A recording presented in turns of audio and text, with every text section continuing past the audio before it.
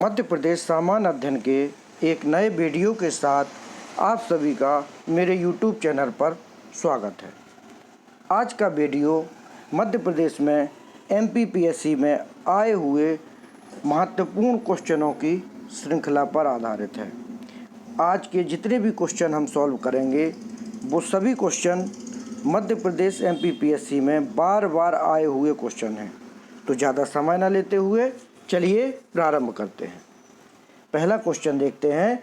मध्य प्रदेश में छत्तीसगढ़ के गठन के बाद कितने ज़िले बचे थे? तो छत्तीसगढ़ के गठन के बाद मध्य प्रदेश में कितने ज़िले बचे थे? तो मध्य प्रदेश में छत्तीसगढ़ के गठन के बाद 45 ज़िले बचे थे। तो ऑप्शन ए सही हो जाएगा, 45 ज़िले बचे थे। ठीक है, इसके बारे में और भी जान लीजिए गठन के बारे में कि अब अविभाजित मध्य प्रदेश में 61 ज़िले थे। मतलब जब छत्तीसगढ़ मध्य प्रदेश में शामिल था तो उसमें 61 ज़िले थे। 1 नवंबर 2000 को जब छत्तीसगढ़ मध्य प्रदेश से अलग हो गया तो 16 ज़िले छत्तीसगढ़ में चले गए। इस तरीके से तो मध्य प्रदेश में कुल 45 ज़िले बचे और वर्तमान में मध्य प्रदेश में 53 ज़िले हैं। तो ये चीज़ें भी आप लोग इसके साथ साथ ध्यान में रखें। ठीक है, इसके बाद अगला क्वेश्चन देखते हैं।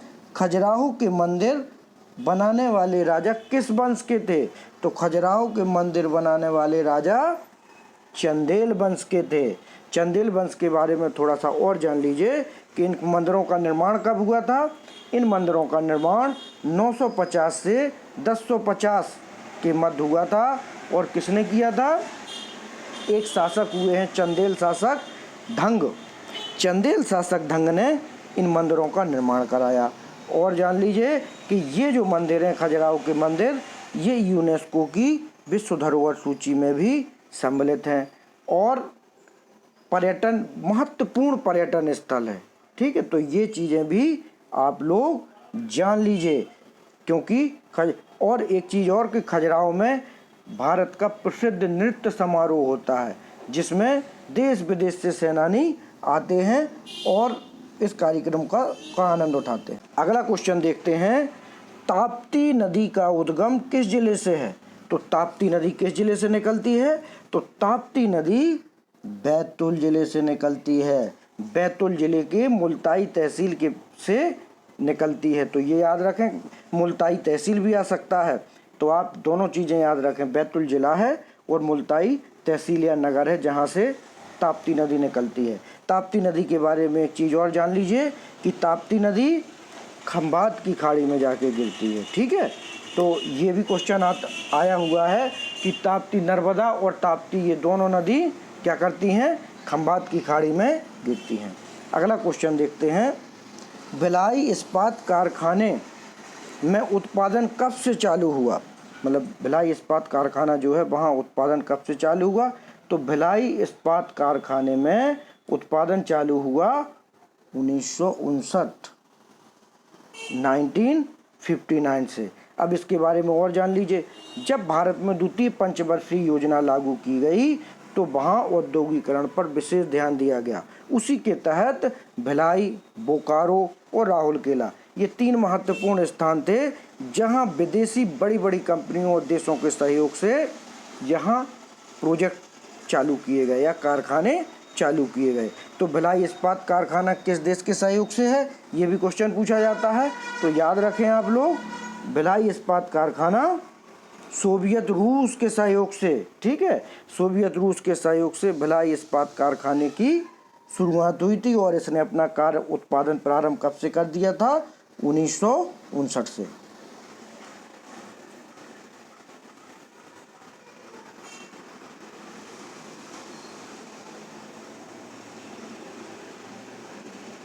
अब अगला क्वेश्चन देखते हैं।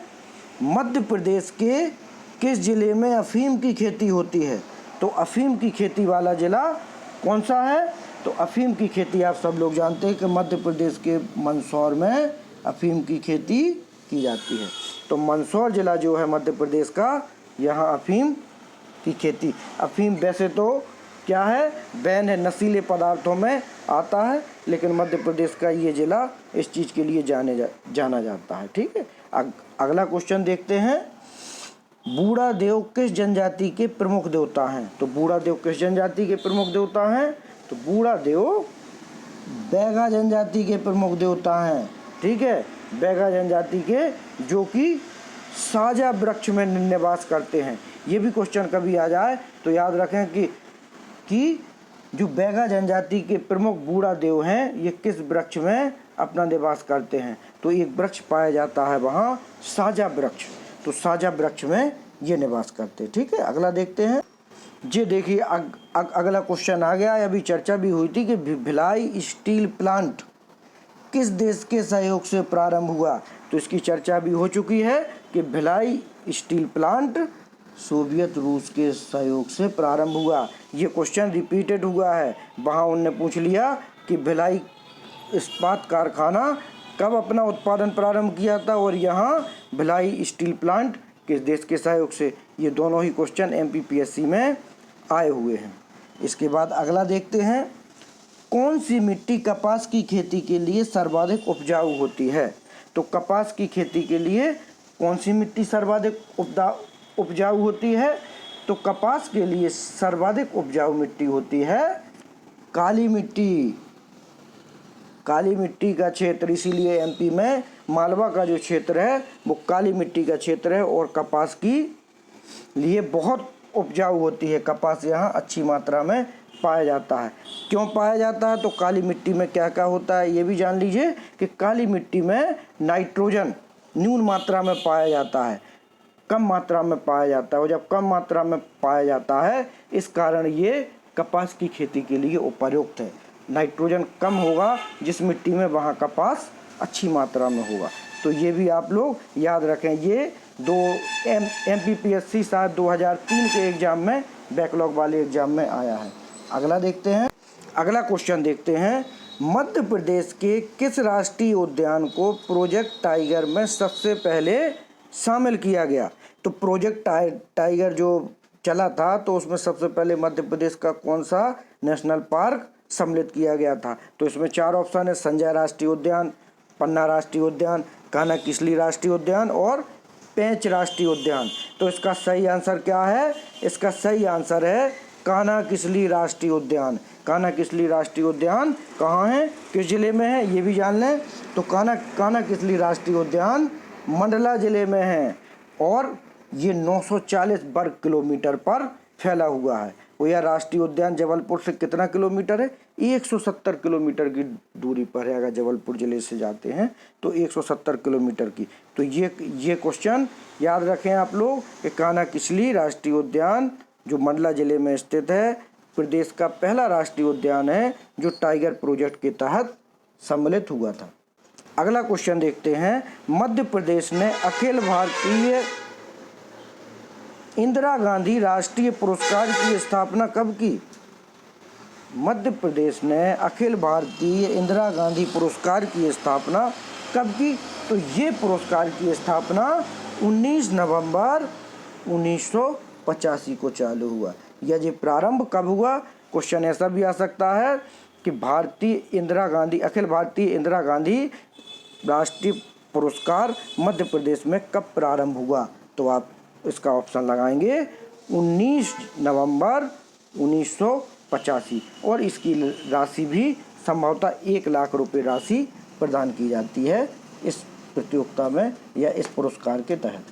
अगला क्वेश्चन देखते हैं। भारतीय राष्ट्रीय कांग्रेस के त्रिपुरी सम्मेलन में वर्ष 1939 में सुभाष चंद्र बोस को कांग्रेस का अध्यक्ष चुना गया। यह त्रिपुरी कहाँ है? ये पूछा गया है इस क्वेश्चन में कि मध्य प्रदेश में जो एक स्थान है त्रिपुरी, ये किस जगह है? तो ये त्रिपुरी मध्य प्रदेश के जबलपुर ज़िले में स्थित है। इसका सीधा मतलब ये है कि कांग्रेस का 1939 में जो सम्मेलन हुआ था वो जबलपुर ज़िले के त्रिपुरी में हुआ था, और इसके अध्यक्ष कौन हैं? इसके अध्यक्ष थे सुभाष चंद्र बोस। यह क्वेश्चन ये भी आ सकता है कि 1939 में जो भारतीय राष्ट्रीय कांग्रेस का सम्मेलन हुआ था उसके अध्यक्ष कौन थे? तो सुभाष चंद्र बोस हो जाएंगे। किस जगह हुआ था? तो त्रिपुरी जबलपुर हो जाएगा। तो किसी भी प्रकार से आता है तो हमें उसको हल करना है। ठीक है, तो ये इस तरीके से जबलपुर के पास त्रिपुरी है जहां राष्ट्रीय कांग्रेस का सम्मेलन, भारतीय राष्ट्रीय कांग्रेस का अगला क्वेश्चन देखते हैं, भारत के किस राज्य ने मानव विकास प्रतिवेदन का प्रकाशन किया? यह सर्वप्रथम मानव विकास प्रतिवेदन भारत में किस राज्य ने सबसे पहले प्रतिवेदन का प्रकाशन किया था? तो ये राज्य आ जाएगा अपना मध्य प्रदेश। ठीक है, तो मध्य प्रदेश पहला राज्य है जिसने मानव विकास प्रतिवेदन रिपोर्ट को प्रस्तुत किया। और ये कब किया था? सन 1995 में। ठीक है, 1995 में पहला राज्य बन गया देश का जिसने मानव विकास प्रतिवेदन की रिपोर्ट को प्रस्तुत किया। इसमें ह्यूमन इंडेक्स के बारे में पूरी जानकारी दी जाती है। अगला क्वेश्चन है, इंदिरा गांधी राष्ट्रीय मानव संग्रहालय कहाँ पर है? ये ज़्यादातर लोगों को पता हुआ, एमपी में ये बहुत बार पूछा गया क्वेश्चन है। एमपीपीएससी में भी ये पूछा गया है। 2000 की पीएससी में ये क्वेश्चन पूछा गया था और बाद के अनेक एग्जामों में इस क्वेश्चन को पूछा गया। तो इंदिरा गांधी राष्ट्रीय मानव संग्रहालय कहाँ आ जाएगा? ये आ जाएगा भोपाल में। तो भोपाल में अनेक महत्वपूर्ण संस्थानों के मुख्यालय हैं। तो इसी तरह इंदिरा गांधी राष्ट्रीय मानव संग्रहालय भी कहाँ जाएगा? भोपाल। अगला क्वेश्चन देखते हैं, निम्न में से किसने 1857 में अंग्रेजों से संघर्ष किया था? तो अंग्रेजों से प्रत्यक्ष रूप से संघर्ष किसने किया था? चंद्रशेखर आज़ाद, रामप्रसाद बिस्मिल, माखनलाल चतुर्वेदी, शहादत खां। सभी ने प्रत्यक्ष अप्रत्यक्ष रूप से अंग्रेजों का विरोध किया है और ब्रिटिश शासन के खिलाफ अपनी आवाज़ उठाई थी। लेकिन 1857 में अंग्रेजों से संघर्ष करने वाले थे शहादत खां। शहादत खां का योगदान महत्वपूर्ण है। शहादत खां के बारे में और भी जान लीजिए कि मध्य प्रदेश के शहादत खां ने 1857 की क्रांति में सम्मिलित हुए थे और इन्होंने इंदौर के समीप, इंदौर जो है मिनी बॉम्बे जिसे कहा जाता है, इंदौर के समीप महू छावनी तो जो थी वहाँ अंग्रेज़ों के खिलाफ विद्रोह का बुगल बजा दिया था और विद्रोह प्रारंभ कर दिया था। ठीक है, तो ये शहादत खां थे जो 1857 में प्रत्यक्ष रूप से इंदौर। अगला क्वेश्चन देखते हैं, चंबल नदी का उद्गम कहाँ से है? तो एमपी में उद्गम स्थल भी पूछ लिए जाते हैं नदियों के कि कहाँ से निकलती हैं, किस जिले पर या के किनारे हैं, या कौन सा जिला किस नदी पर स्थित है, इस तरीके क्वेश्चन पूछते हैं। तो चंबल नदी का उद्गम स्थल कहाँ है? इसमें देखिए 4 ऑप्शन है, भिंड, भोपाल, महू, सागर। तो इसमें सही आंसर आ जाएगा, इसमें सही आंसर है चंबल नदी का उद्गम स्थल है महू। इसके बारे में और भी जान लीजिए कि उद्गम स्थल महू के पास क्या है? एक स्थान है जानापाव।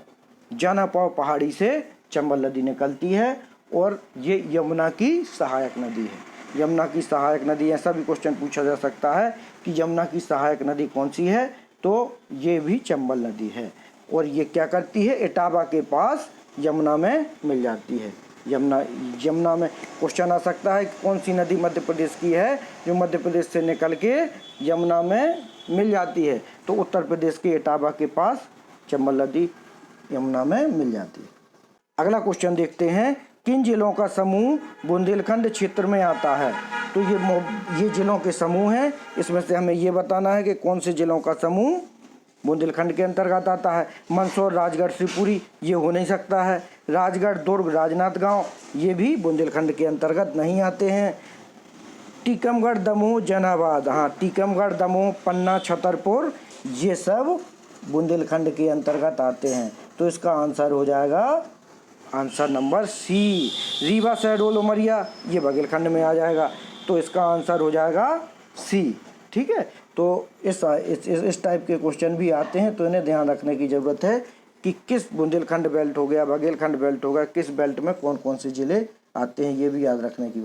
इस तरीके से आज हम इतने ही प्रश्नों को करते हैं। अब अगले वीडियो में इसके आगे जो महत्वपूर्ण प्रश्न हैं जो बार बार आते हैं एमपी के विभिन्न प्रतियोगी परीक्षाओं में, उन प्रश्नों को हम सॉल्व करेंगे। तो चैनल को लाइक करें, सब्सक्राइब करें और अपने दोस्तों तक इसको पहुंचाएं। Thank you.